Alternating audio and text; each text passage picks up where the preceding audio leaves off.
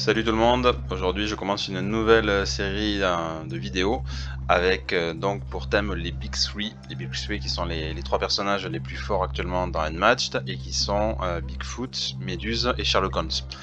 Donc le principe de cette série, ça va être de voir comment est-ce qu'on peut éventuellement vaincre les Big Three, voir un peu donc je vais faire une vidéo par personnage. Donc aujourd'hui je vais commencer avec Bigfoot.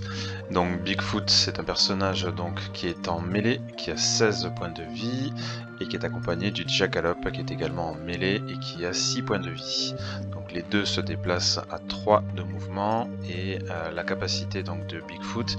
est que s'il est tout seul dans sa zone à la fin de son tour, il va pouvoir piocher une carte. Donc on voit que cette capacité déjà du coup lui confère une bonne maîtrise, une bonne gestion de sa main et ça lui permet également de maîtriser le risque de fatigue. Donc au niveau des points de vie, ce qu'on peut dire c'est que 16, alors c'est la moyenne haute, donc c'est sans être excellent puisque le maximum est à 18 actuellement, ça reste quand même très très important. Et le Jackalope lui voilà 6 pour le coup, c'est beaucoup plus moyen, je crois que c'est le minimum actuellement pour un sidekick qui n'est pas multiple sidekick. Donc voilà, Jackalope pas super impressionnant, le Bigfoot un peu plus, mais surtout en fait ces points de vie sont à mettre en perspective après avec les cartes de défense qui sont assez importantes puisqu'il y a deux séries de versatiles à 4 qui sont 3 exemplaires chacune, donc avec l'escarmouche et la supercherie. Donc ça fait quand même des défenses très très solides auxquelles s'ajoutent ensuite les 3 feintes et également donc 2 ce n'est que ton imagination qui sont des feintes améliorées puisque elles ont une valeur de 3 et qu'elles permettent également d'annuler tous les effets des cartes de l'adversaire. Donc au niveau des cartes, on voit que Bigfoot a 3 cartes qui lui sont spécifiques. Donc alors il a son stratagème. Alors ce qu'on peut dire déjà sur les stratagèmes, alors c'est déjà effectivement de base il a une grosse mobilité donc avec sa valeur de déplacement. Les deux stratagèmes, que ce soit celui de Bigfoot et celui de Jackalope, rajoutent encore de la mobilité puisque les deux permettent de se déplacer de 5 cases, qui plus est en passant à travers les combattants adverses. Donc là encore grosse mobilité. Et ce qui est également à dire donc sur ces deux stratagèmes, c'est que c'est ce qu'on appelle des passes, c'est-à-dire qu'en fait c'est des cartes qui vont permettre de jouer une action sans avoir à piocher de cartes. Donc ce qui permet là aussi de limiter le risque de fatigue du coup en fin de partie, puisque ça leur permet de se déplacer, qui plus est donc avec le Jackalope de mettre des dégâts sans avoir à piocher de cartes. Donc ça c'est encore un truc qui s'ajoute du coup sur la qualité de Bigfoot, à sa capacité à éviter de se retrouver en fatigue en fin de partie. Donc après, donc, en carte spécifique Bigfoot, on a 2 attaques, le sauvagerie, donc une attaque à 4 avec en plus, si le combat est remporté, d'infliger un dégât à chaque combattant adjacent à Bigfoot, et donc après son attaque signature, le plus grand que nature, la grosse bûche à 6 en 3 exemplaires. Donc voilà, attaque très puissante. Après il a le lot de toutes les cartes classiques, regroupement, feinte, tournant décisif, escarmouche, qu'on présente plus, la supercherie, donc qui est une versatile à 4, donc là aussi donc carte très intéressante aussi bien en attaque qu'en défense, et qui permet là aussi encore de la mobilité, toujours de la mobilité avec Bigfoot, puisqu'il peut se déplacer donc jusqu'à 5 cases, et là aussi en passant à travers les combattants adverses. Et au cas où il manquerait encore un peu de mobilité, donc il y a cette attaque, du coup le désengagement qui est commune à Bigfoot et à Jackalope,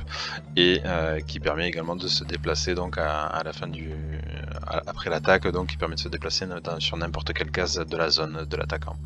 Donc on voit que voilà, Bigfoot concrètement c'est de la résistance, de la puissance, de la mobilité, de l'adaptabilité aussi, parce que il a quand même beaucoup de versatiles, et les versatiles c'est ça, c'est la capacité à attaquer, à défendre selon les besoins. Donc on va voir, bon après il y a des cartes qui sont assez scriptées, donc qu'on va forcément plus jouer dans un cas que dans l'autre, sauf vraiment à pas avoir le choix, le regroupement qu'on va toujours plutôt jouer en attaque pour essayer de faire tomber les défenses de l'adversaire. La feinte, alors la feinte ça peut dépendre des matchs, pour le coup c'est une carte qui vraiment peut avoir un intérêt, souvent c'est plutôt considéré comme une carte de défense, mais il y a quand même tout un tas de situations, et on va en voir quelques-unes là dans cette vidéo, où elle pourrait être intéressante également en attaque. Le tournant décisif, bon ça résolument plutôt une carte d'attaque de par son effet, puisque bon avec les personnages parus actuellement, elle est très compliquée à caser en défense et c'est quand même toujours un peu gâché, sauf vraiment un cas extrêmement particulier. Bon, ça sera quand même plutôt une carte d'attaque. Et après voilà, par contre pour les deux autres, effectivement, ça constitue quand même les deux grosses défenses de Bigfoot pour se protéger des attaques de grosse valeur. Mais voilà, selon les cas de figure, on verra aussi que là il peut y avoir un intérêt quand même à les jouer en attaque. Et donc voilà, et après il reste le Sonic Ton Imagination, mais celle-là qui est une carte de défense, donc la question ne se pose pas. Donc maintenant on va voir un petit peu les match-up qui peuvent être intéressants donc pour faire face à toutes ces qualités que présente Bigfoot. Et on va commencer par Dracula.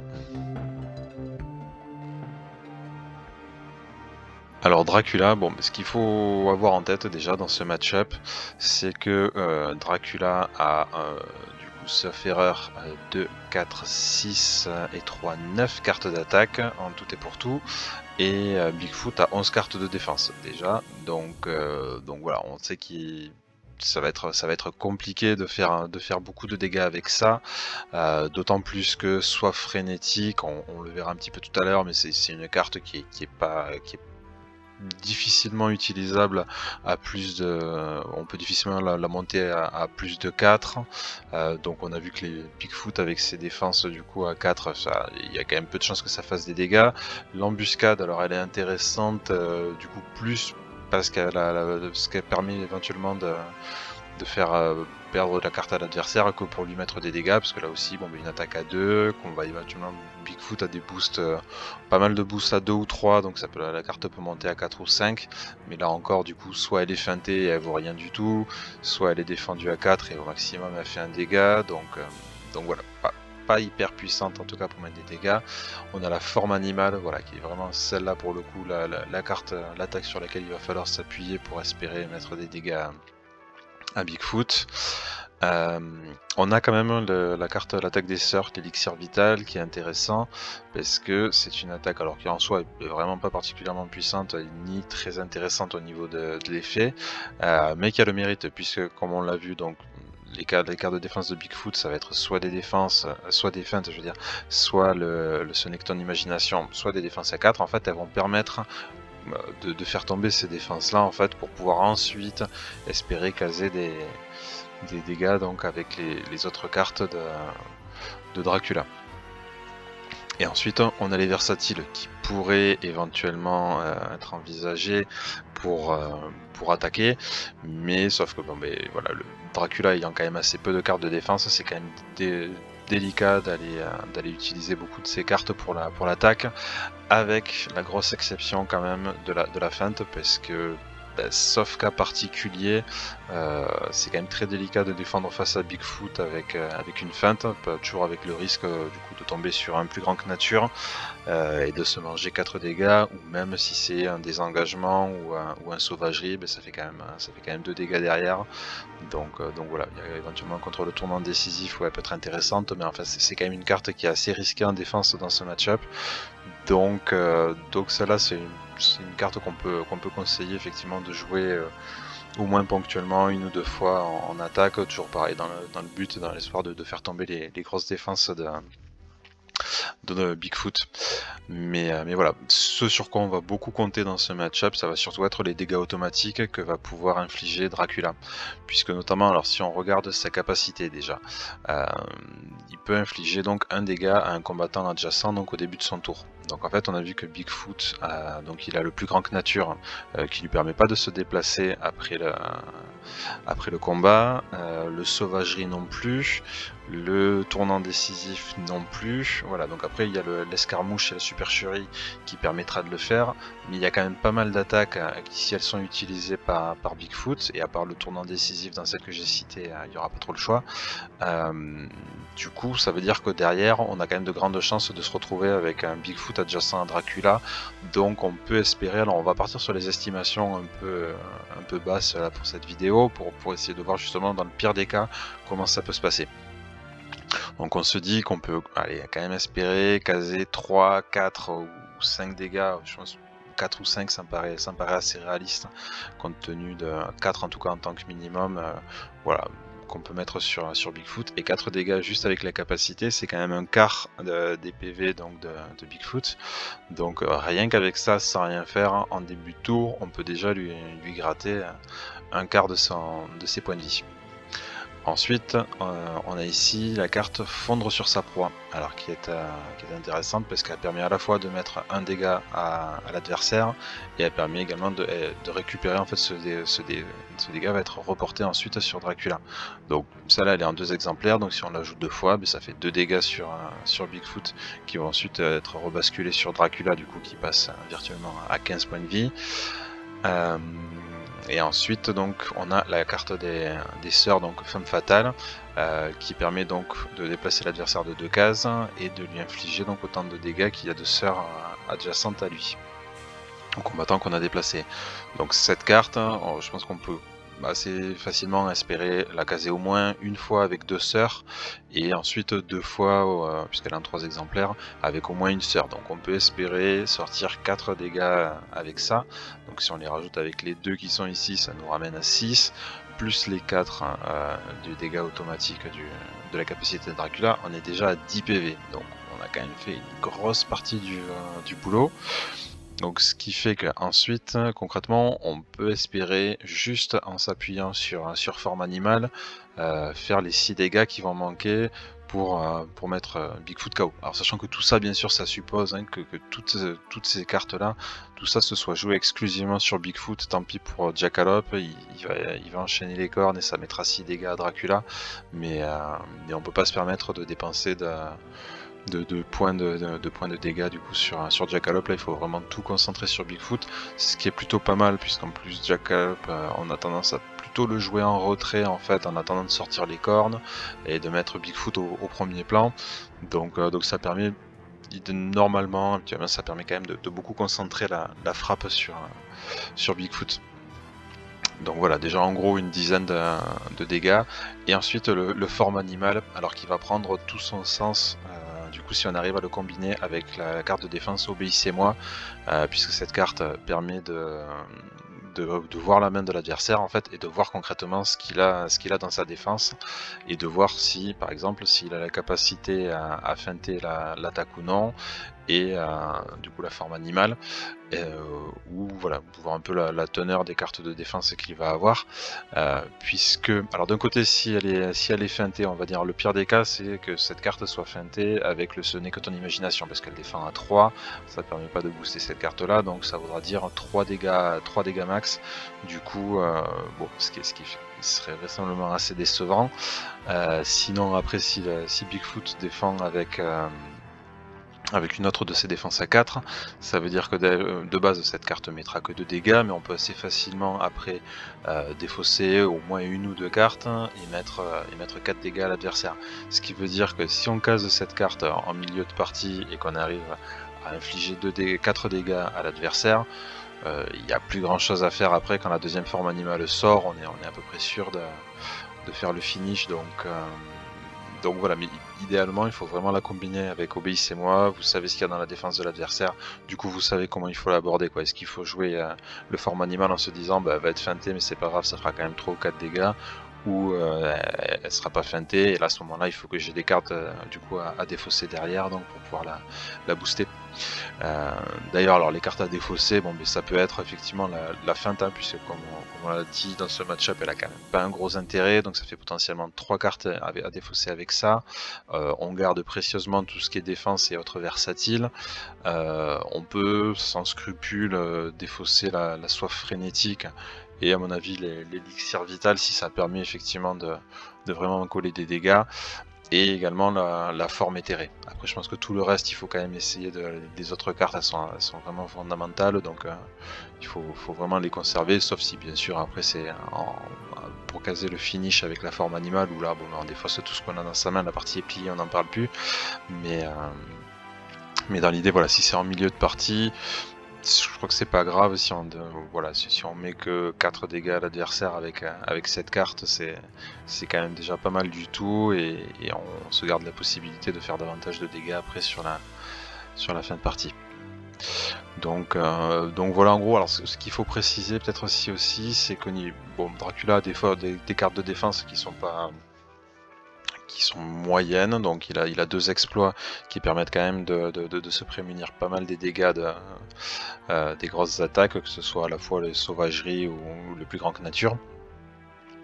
Après, bon, mais il a les 3 autres, les 2 autres cartes, donc obéissez-moi. Alors celle-là qui a l'avantage à la fois de connaître la main de l'adversaire, et qui permet également de se débarrasser des feintes. Et idéalement, on va jouer celle-là. Si l'adversaire a une feinte en main, on prend la feinte et on la joue par-dessus. Ça fait un risque de moins de se faire feinter après la forme animale. Donc ça, c'est toujours bon à prendre. Et la carte Regardez-moi dans les yeux, alors celle-là qui selon les match-ups peut être vraiment pas terrible, ou qui au contraire peut être très intéressante. Là on est dans le cas où elle est quand même plutôt intéressante, parce qu'elle défend à 1 de base, mais Bigfoot, en fait, ses attaques, du coup il y a le désengagement qui a une valeur de boost de 2, ce qui fait que ça monte cette carte à 3, donc Bigfoot prendra qu'un dégât. Si c'est le sauvagerie, la valeur de boost est à 3, donc cette carte passe à 4, donc il prend de dégâts ni pendant le combat ni après le combat. Et le plus grand que nature a une valeur de boost à 3, donc là aussi du coup ça fait une défense à 4, donc on prendra que 2 dégâts, ce qui de toute façon le cas, enfin la plupart des combattants ne se défendent à 4 max, donc voilà, on est dans une cas de figure tout à fait correct, du coup pour se défendre d'un plus grand que nature. Donc voilà, avec la nuance que celle-là, en fait, par contre, si ça tombe sur un tournant décisif, ça peut faire très mal, puisque lui il a une valeur de boost que de 1, donc ça veut dire que ça monterait la carte à 2 sur une attaque à 5, si elle est jouée bien sûr après un déplacement, donc ça fait 3 dégâts. Donc ça, en fait, celle-là je recommande de la jouer uniquement si Bigfoot ne s'est pas déplacé pendant le tour, juste à cause du risque du tournant décisif. Et l'autre cas de figure où ça pourrait faire mal, c'est si ça tombe sur un escarmouche. Pareil, du coup attaque à 4, valeur de boost à 1, ce qui fait que la carte serait à 2, donc ça fait 2 dégâts également pour Dracula. Donc bon, pour une carte qui a une valeur d'attaque de 4, ça fait quand même cher payé. Donc voilà, la plupart du temps, et après ça peut également tomber sur Supercherie, mais qui a une valeur de boost à 2, donc ça fait quand même une défense à 3, donc vraiment voilà, évitez de le jouer après un déplacement, parce que du coup, bon, il y a le risque de se manger un tournant décisif, et si l'adversaire ne s'est pas déplacé, à ce moment-là, ça peut tomber sur un escarmouche, et auquel cas ça va piquer un peu, mais la plupart du temps, ça devrait quand même pas trop mal se passer pour Dracula, quoi. Donc voilà, donc il faut espérer avec embuscade faire tomber idéalement du coup des feintes. Alors idéalement ce n'est que ton imagination, mais bon là, forcément on choisit pas trop ce qu'on va avoir. Après vraiment beaucoup compter sur les dégâts automatiques, et puis essayer d'optimiser du coup le placement des formes animales avec Obéissez-moi pour infliger un maximum de dégâts. Et ma foi, si vous arrivez à combiner tout ça, normalement vous êtes quand même plutôt pas mal pour tenir tête à Bigfoot. Donc ça reste un contre quand même très intéressant face à lui. Et maintenant on va voir Beowulf. Alors Beowulf qui est également un match-up très intéressant, donc face à Bigfoot. Alors pour plusieurs raisons, la première c'est qu'il a quand même des cartes de défense qui sont assez intéressantes, qui sont assez puissantes. Il a l'escarmouche qui défend à 4, il a alors le roi guerrier, donc qui peut être intéressant à la fois en attaque et en défense, mais qui a un intérêt particulier en défense dans ce match-up, on va voir pourquoi. L'égal de Grendel, qui est la carte ultime, du coup vraiment le gros truc qui est hyper inquiétant pour Bigfoot. Voilà, du fait de la puissance de ses attaques, puisque donc rappelons-le, cette carte, si on dépense 2 rages, on peut infliger à l'adversaire du coup autant de dégâts que la valeur imprimée de sa carte. Donc sur des attaques ne serait-ce qu'à 4, sans même parler du plus grand que nature, voilà, ça peut quand même faire très mal. Notre avantage de Beowulf, c'est la puissance de ses attaques, en particulier de l'héritage ancestral, puisque cette carte a la capacité de ne pas pouvoir être feintée, et elle peut, en étant utilisée en plein effet, en étant boostée de façon différente en utilisant les 3 rages, elle permet de mettre du coup de monter à 8 si elle est boostée par exemple avec prêt à en découdre ou aucune opposition attendue. Donc voilà, donc ça fait 2 attaques à 8, sachant que les défenses de Bigfoot sont maximum à 4. Du coup ça veut dire qu'on a la capacité, juste avec ces 2 attaques, si elles sont utilisées de façon optimale, de mettre 8 dégâts à Bigfoot, ce qui est la moitié de sa valeur de vie au total. Donc voilà, un effet qui est une carte qui est vraiment hyper intéressante dans ce match-up. Alors, le roi guerrier, la raison pour laquelle elle est intéressante, c'est que du coup pour chaque rage qui va être dépensé, on peut augmenter la valeur de cette carte de 2, ce qui permet du coup de vraiment ajuster au mieux la valeur de la carte. Et ce qui est intéressant, c'est que les valeurs d'attaque de Bigfoot sont des valeurs paires, donc c'est des attaques pour la plupart du coup qui sont à 4 ou à 6, ce qui veut dire qu'en fait en dépensant une seule rage, du coup cette carte va passer, alors si c'est une attaque à 4, du coup cette carte passe à 3, donc ce qui va faire que Beowulf va se prendre un dégât, ce qui est là en fait l'idéal pour lui, puisque prendre un dégât en fait ça veut dire gagner une rage gratuite. Donc puisque de toute façon Beowulf a besoin des rages pour faire mal, ça veut dire que la configuration idéale c'est qu'il se prend un dégât, il gagne une rage, c'est quasiment de la rage gratuite pour lui. Et ça il a la capacité à le manœuvrer vraiment au plus près du coup avec cette carte. Si c'est un peu plus grand que nature, pareil, du coup paf, il utilise 2 rages, il se prend un dégât, et du coup s'il avait 3 rages, voilà, il repasse à 2 rages, avec toujours derrière le risque qu'il y ait cette carte qui puisse taper. Du coup l'égal de Grendel, d'infliger des dégâts à l'attaquant à son tour. Donc les points de vigilance dans ce match-up, d'une façon générale d'ailleurs avec Beowulf, mais ce qu'il faut c'est qu'effectivement il y a 7 cartes et 7 cartes qui vont faire qu'on va utiliser généralement beaucoup de rage d'un coup. Donc idéalement il faut derrière assez impérativement du coup avoir un vigueur et courage, alors une carte très intéressante puisqu'elle est en 3 exemplaires, de façon à pouvoir quasiment de suite après du coup regagner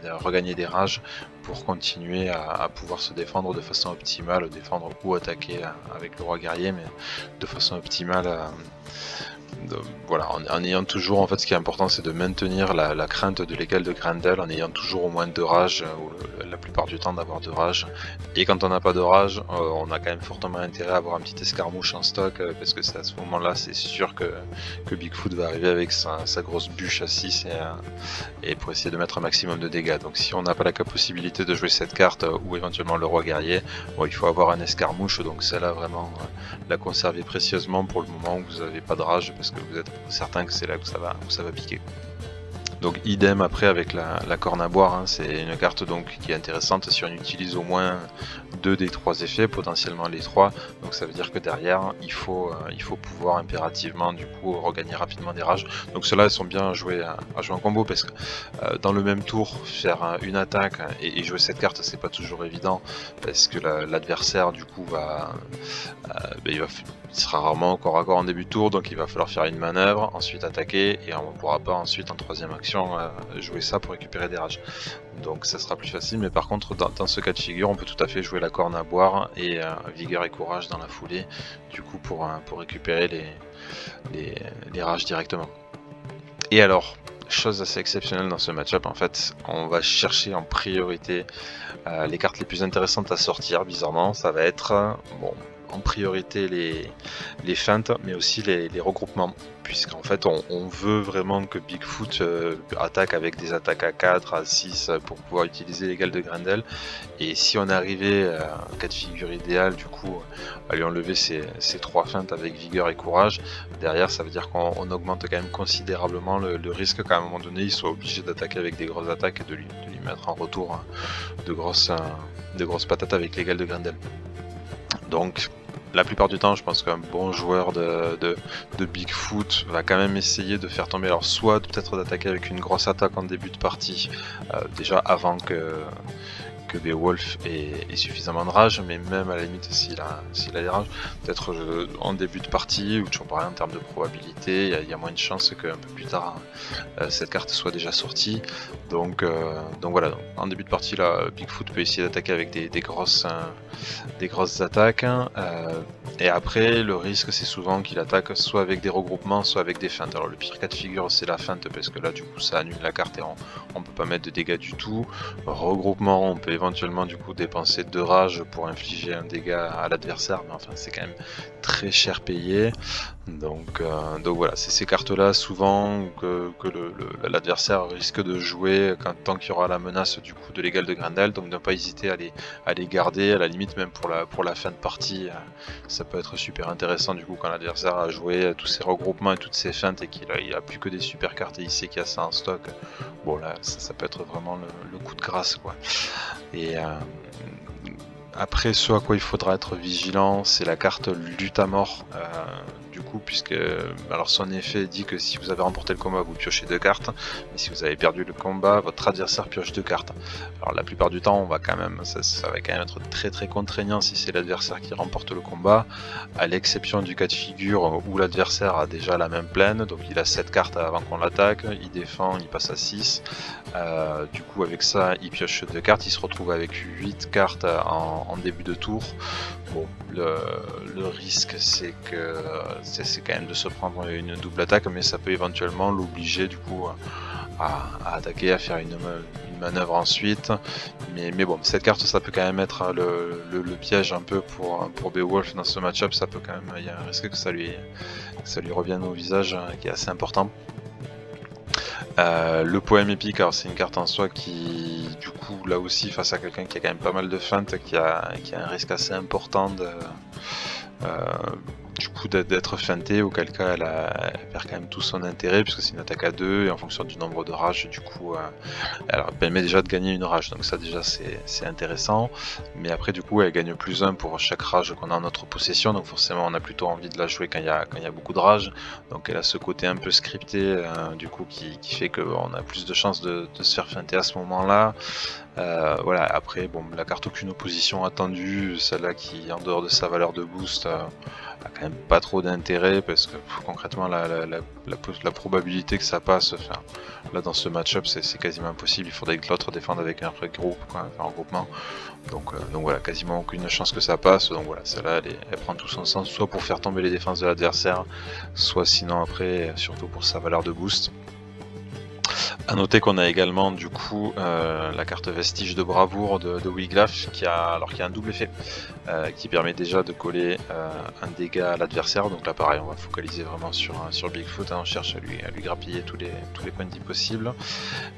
Mais on peut également, si Beowulf est adjacent à Wiglaf, du coup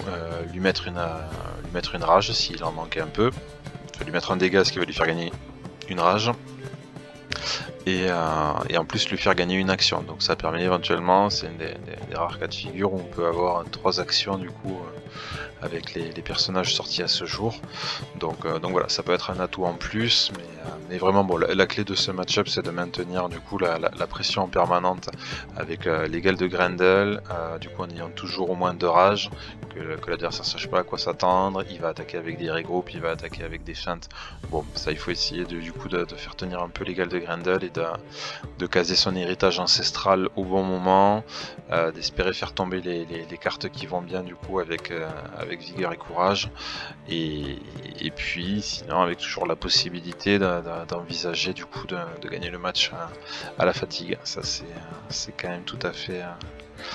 envisageable aussi, puisque du coup on peut mettre Wiglaf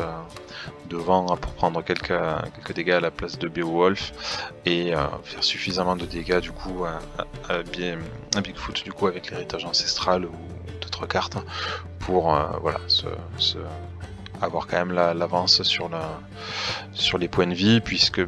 Beowulf lui commence déjà avec 17 points de vie, il a la capacité à en récupérer 4 en cours de partie, ça le ramène à 21, donc il a 5 points de vie d'avance sur Bigfoot, avec quand même de très bonnes défenses lui aussi, donc voilà, ça peut être une autre option pour gagner ce match-up, sinon de le jouer vraiment sur le long terme et de gagner à la fatigue. Voilà en gros pour Beowulf. Et c'est au tour maintenant de Petit Chaperon Rouge de nous montrer voilà, comment elle peut s'en sortir face à Bigfoot. Et elle a pas mal d'atouts pour le faire. Donc rappelons brièvement du coup que Petit Chaperon Rouge fonctionne avec un système de chaînage de symboles et qu'en fonction du symbole qui figure donc sous le nom de l'attaquant de la carte qui est sur le dessus de sa défausse, elle pourra, elle ou le chasseur d'ailleurs, pourra utiliser donc des effets de cartes ensuite, des effets de combat ou de stratagème donc pour lui permettre d'infliger des dégâts ou autre. Donc bon, c'est ce qui est absolument essentiel, mais ça pour ce match-up comme pour tous les autres, hein, ça va être de garder le chasseur en vie le plus longtemps possible. Donc pour ça, rien de tel que les cartes sur lesquelles il va y avoir des corridors, les plateaux hein, sur lesquels il va y avoir des corridors, de façon à pouvoir cacher le chasseur derrière le petit chaperon en attendant de sortir ses cartes. Quand les cartes sortent, le chasseur, donc lui, bon, on va essayer au maximum de venir jouer cette carte du coup en corps à corps avec Bigfoot de façon à aller. Du coup ça fait que cette carte, si elle n'est pas feintée, passe à 6, donc la tendance pour Bigfoot ça va être de sortir des feintes là-dessus. Alors meilleur des cas il défend du coup avec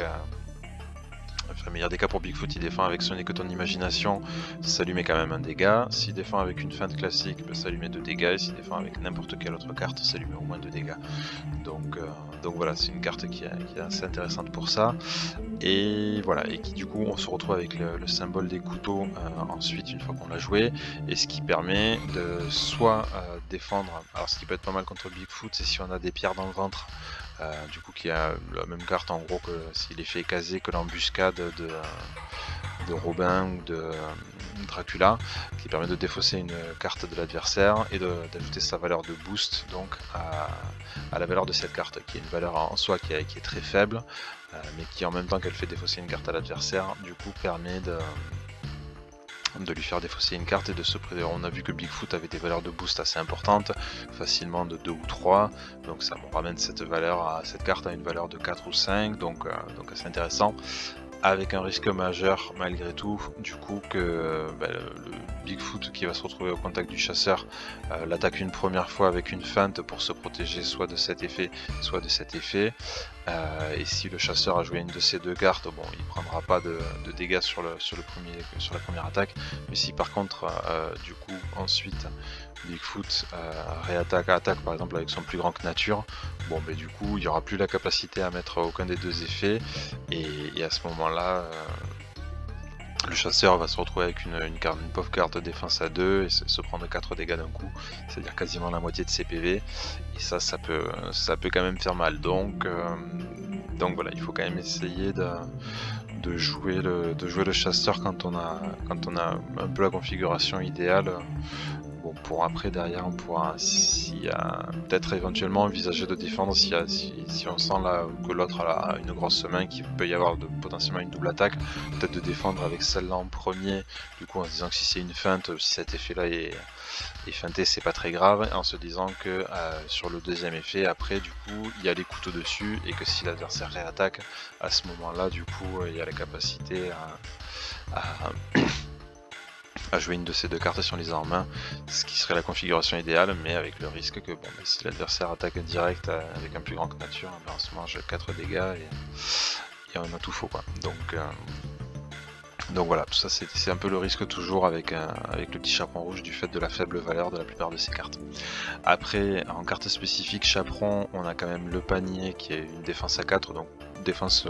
assez optimale, que ce soit à la fois contre les désengagements, la sauvagerie, mais également contre le plus grand que nature. La seule carte qui peut éventuellement espérer mieux défendre face à un plus grand que nature, c'est des pierres dans le ventre, mais étant donné le peu d'options pour protéger le chasseur, bon, c'est une carte quand même qui est intéressante à garder plutôt pour lui, et à essayer d'utiliser d'autres options pour le petit chaperon rouge. Sachant que par exemple cette carte également du coup que tu as de grandes oreilles peut être intéressante à jouer du coup pour son effet avec les couteaux, puisque ça fait une carte de défense en plus, une bonne carte de défense en plus. Virtuellement si les deux sont joués en défense, ça fait 6 cartes de défense à 4 pour le petit chaperon, donc ce qui lui permet de prendre quand même pas mal de grosses attaques et de s'en protéger. Après sur les effets qui sont hyper scriptés, hein, je crois qu'il faut pas trop attendre de Bigfoot qu'il attaque avec une attaque à 4 ou 6 le petit chaperon si elle a la peau de loup, parce que le risque avec les grandes dents derrière de se manger la valeur imprimée en retour qui est beaucoup trop grande. Donc le risque la plupart du temps ça sera une attaque soit au regroupement, soit à la feinte. Donc voilà, peut-être que ça vaut le coup à ce moment-là de jouer une autre carte en se disant qu'on se réserve la possibilité de la recaser un peu plus tard, mais sinon en se disant bon mais tant pis, celle-là on essaye de la garder pour un peu plus tard dans la partie, éventuellement quand il y aura moins de risque de se faire attaquer par des feintes ou par des regroupements, mais bon, celle-là il faut pas s'attendre malgré tout à ce qu'elle, contre un joueur qui connaît ce deck, en tout cas, ce qu'elle touche en plein effet, c'est quand même pas gagné. Donc idéalement on fait tenir le petit chaperon rouge le plus longtemps possible, on lui fait regagner 4 points de vie à 2 reprises avec un conte de fée, donc carte du chasseur qui nécessitera qu'on ait la peau de loup donc sur le dessus de la défausse, et qu'on pourra en plus récupérer, donc que ce soit un conte de fée, également donc des pierres dans le ventre et il était une fois, qu'on pourra récupérer donc à 2 reprises avec la carte donc de grande main, donc si celle-ci n'est pas feintée. Et en fait c'est ça qui est intéressant vraiment avec le deck du petit chaperon, c'est qu'en fait il y a trop de choses, même pour Bigfoot il y a trop de choses à feinter pour que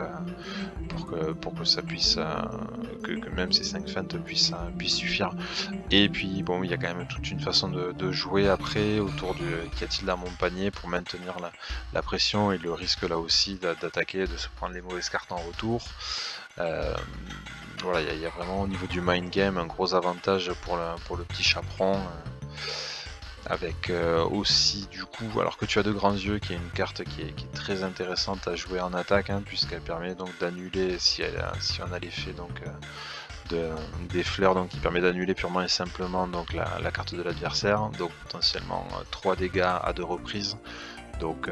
voilà, c'est vrai que si on veut éviter de tomber sur une feinte, le plus sûr c'est encore de jouer en fonction du nombre de feintes qui est déjà sorti, et à la limite ce qui est intéressant aussi du coup, hein, c'est de faire croire à l'adversaire qu'on va attaquer avec cette carte et derrière on l'attaque avec un qu'y a-t-il dans mon panier. Du coup l'adversaire va sortir sa petite feinte à 2 et se manger derrière 2 dégâts, donc ou pareil attaquer éventuellement avec celle-là. Donc c'est là aussi où il faut essayer de jouer un peu du côté scripté pour surprendre l'adversaire. Elle a quand même des cartes qui permettent de le faire, donc avec voilà, le panier, les grandes oreilles, et cette carte aussi, hein, de grande main qui peut être très intéressante à attaquer pour faire croire qu'on va attaquer avec, au contraire qu'on va attaquer avec qu'y a-t-il dans mon panier, et puis celle-là qui peut être d'autant plus ennuyante que on peut la récupérer en fait virtuellement à l'infini, puisque ça nous dit qu'on peut récupérer cette carte dans sa main, donc voilà, tant qu'elle est pas feintée en fait on peut la récupérer, donc là aussi ce qui permet de se protéger du risque de fatigue auquel le petit chaperon est quand même relativement peu exposé, parce que le risque de se faire feinter cette carte est quand même pas négligeable. Ne t'éloigne pas du chemin, ça c'est une carte qu'on va essayer de jouer plutôt pour les dégâts automatiques qu'elle représente, puisqu'on peut la jouer, elle peut mettre 2 dégâts à tous les combattants dans la zone. Alors idéalement on va essayer de le faire sur Bigfoot et Jackalope en même temps, ce qui fait que si on la casse 2 fois dans ce cas de figure, du coup on tombe un quart des points de vie de Bigfoot et 2 tiers des points de vie de Jackalope. Donc après c'est éventuellement assez facile de finir Jackalope s'il n'a pas encore joué toutes ses cornes et de se prémunir de ses attaques. Donc voilà, ça c'est une option assez intéressante aussi. Donc voilà, vraiment la clé de ce match-up, et ce qui va pas toujours être évident, hein, puisque on l'a vu au début, les stratagèmes de Bigfoot ainsi que la carte supercherie lui permettent de passer à travers les combattants adverses. Donc même si on cache le chasseur derrière le petit chaperon, voilà, il y a quand même un risque majeur qu'il se fasse attaquer après du coup par l'un ou l'autre. Donc idéalement, il faut essayer ces cartes-là, vraiment les cartes de défense, de toujours en garder au moins une, en avoir une ou deux disponibles pour le chasseur, et de les réserver vraiment pour lui, parce que une fois qu'il est parti, ça devient quand même beaucoup plus compliqué de gagner le match, en particulier si Jackalope est toujours sur le terrain, puisque c'est après la capacité à tous les deux d'encercler le petit chaperon, ça peut rapidement devenir compliqué pour elle. Mais voilà, concrètement, il y a quand même la possibilité, avec des pierres dans le ventre pour faire défausser des cartes, avec celle-là qui permet d'infliger 3 dégâts d'un coup, avec la possibilité qu'il y a de récupérer ces cartes à plusieurs reprises. Enfin, il y a vraiment des choses à jouer là assez intéressantes pour le petit chaperon. Donc voilà, je vous invite à tester ce match-up là aussi, puis dire éventuellement dans les commentaires voilà ce que vous en avez pensé, ce que ça a donné, et si vous pensez que ça fonctionne aussi bien que je le dis, et puis voilà, faire part de toute forme de remarques que vous pouvez avoir. Enfin, donc le dernier contre intéressant pour Bigfoot, alors qui n'est pas le plus facile, mais qui peut quand même être, enfin voilà, faire des match-up vraiment intéressants, qui est un peu plus aléatoire, parce que voilà, selon le tirage, ça peut quand même être assez variable, mais Alice a vraiment de très bonnes caractéristiques pour faire face donc à Bigfoot, puisque bon, rappelons que sa capacité lui permet que quand elle est grande de gagner plus 2 en attaque, et quand elle est petite de gagner plus 1 en défense. Donc bon, on voit ici du coup toutes les cartes qui lui sont spécifiques, donc les cartes de défense, versatile et attaque, donc avec ici également 2 stratagèmes, les cartes du Jabberwocky, et ensuite donc on voit qu'elle a la panoplie là aussi du coup des cartes des versatiles classiques, regroupement, feinte, tournant décisif, et l'escarmouche avec l'ennemi manxiqué également en versatile, donc ça pour le coup qui est vraiment spécifique à ce deck. Donc voilà, donc les atouts effectivement hein, ça va être des grosses frappes, puisqu'on voit que ici donc on va considérer à chaque fois que les cartes vraiment d'attaque sont jouées quand elle est grande, hein, donc ça fait 2 attaques à 5, une attaque à 6, avec le flag blanc qui permet notamment du coup si elle n'est pas feintée de défausser, de voir la main de l'adversaire et de lui défausser une carte. Donc bon, ça si c'est pas feinté, ça fait face à Bigfoot, on lui enlève voilà, soit un plus grand que nature, soit éventuellement une défense s'il en a pas beaucoup, pour qu'il soit vraiment exposé après à des représailles. Je pense ma carte quasiment préférée dans ce deck, en particulier dans ce match-up, c'est vraiment l'ennemi manxiqué. Alors c'est une versatile, mais surtout ne jamais jouer en défense, sauf si vraiment situation critique et que c'est ça ou pas défendre, mais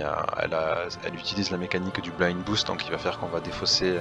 la carte du dessus du deck pour ajouter sa valeur de boost, ce qui peut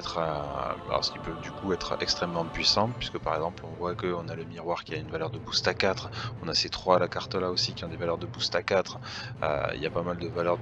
il y a une valeur de boost à 3, mais encore pas mal de valeurs de boost à 2, donc ce qui veut dire que du coup on joue cette carte, donc elle a une valeur de 3 de base. Alice est grande, elle passe à 5, et assez facilement du coup avec une valeur de boost qui va varier entre 2 et 4, elle peut monter entre 7 et 9, donc voilà, c'est absolument énorme. C'est une carte, enfin voilà, j'ai aucun remords si jamais c'est un miroir qui sort et que je peux pas récupérer mes 3 points de vie. Si derrière l'adversaire se mange 4 dégâts, avec juste une carte, c'est un quart des points de vie de Bigfoot, c'est absolument énorme. Donc le cas de figure, vraiment la situation la pire qui puisse arriver, c'est que ça tombe voilà, sur un tournant décisif ou sur un escarmouche. Là bon, c'est vraiment dommage, parce que pour une toute petite valeur de boost, ça utilise quand même une super carte,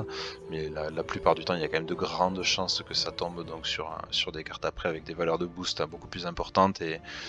pour lesquelles ça vaut vraiment le coup de défausser, quoi. Donc voilà, ça a joué impérativement en attaque. Le tournant décisif là aussi, hein, du coup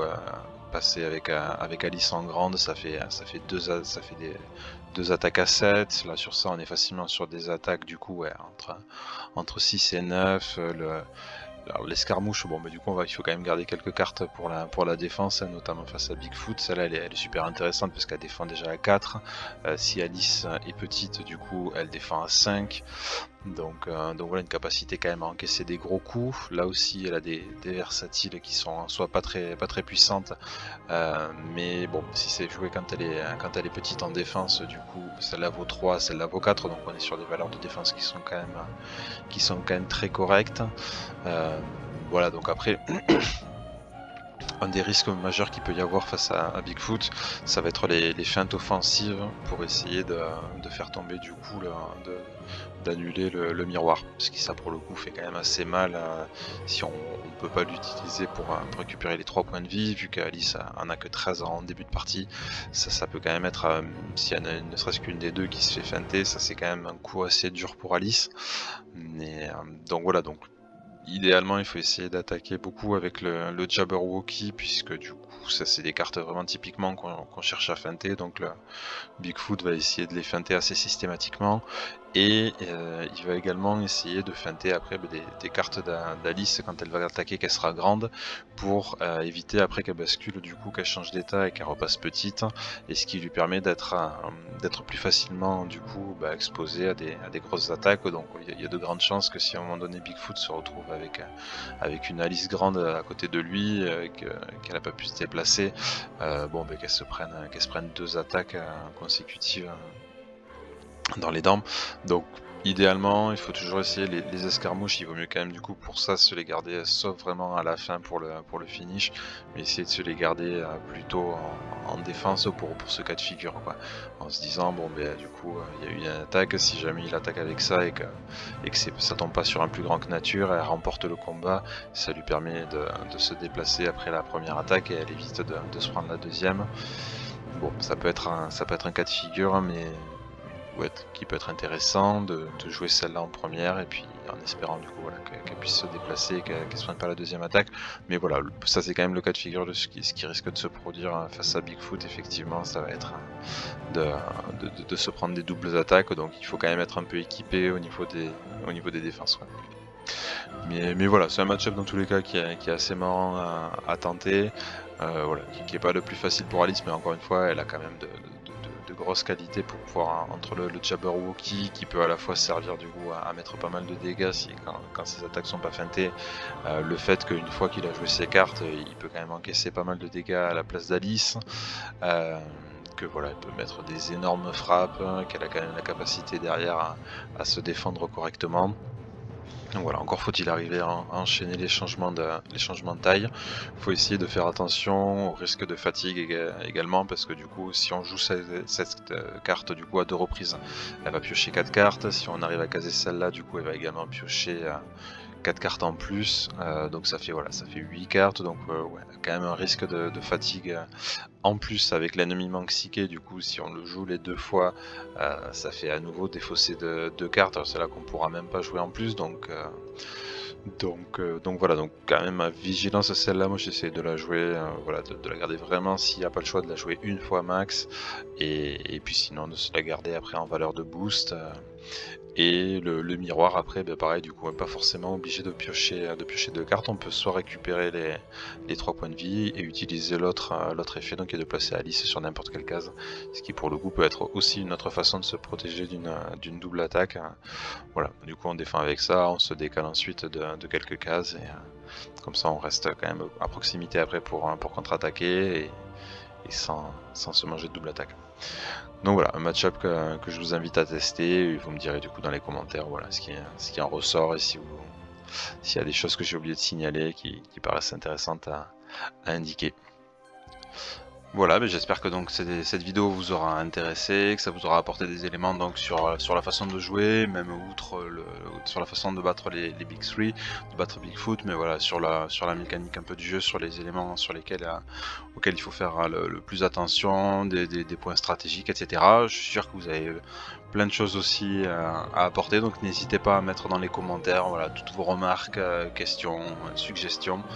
Et voilà, et puis après sinon je remettrai le lien donc de la page Facebook Unmatched France Fans, sur lequel on peut aussi se retrouver voilà, si vous avez des questions, et également donc sur le Discord d'Unmatched France. Voilà, et bien écoutez, très bonne partie à tous et à très bientôt.